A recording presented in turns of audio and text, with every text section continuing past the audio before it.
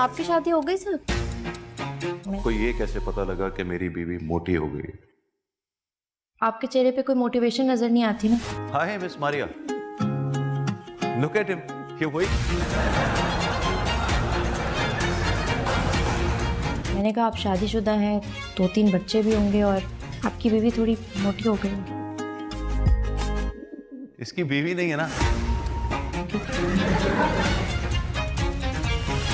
वही कबूतर है जिसको गोली लगी थी। पता है गोली लगने से भी क्यों नहीं मरा? मंटो साहब तो मारिया के पीछे जैसे हाथ धोकर पड़ चुके हैं। हर बात मारिया को बताना अपना फर्ज समझते हैं।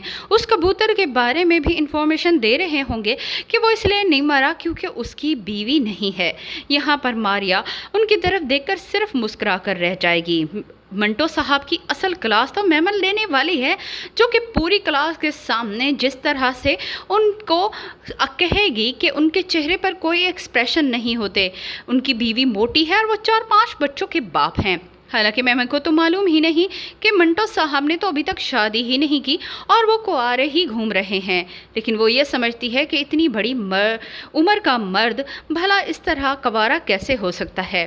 जब मंटो साहब उससे पूछेंगे कि आपको कैसे मालूम कि मेरी बीवी मोटी है, तब वो मुस्कुरा कर कह देगी कि सर आपके चेहरे पर कोई एक्सप्रेशन ही नहीं होते, ऐसा लगता है जैसे आप रोज़ ही अपनी बेगम का चेहरा देखकर ही यूनिवर्सिटी आते हैं, इसीलिए तो आप मुस्कुराना तक भूल चुके हैं।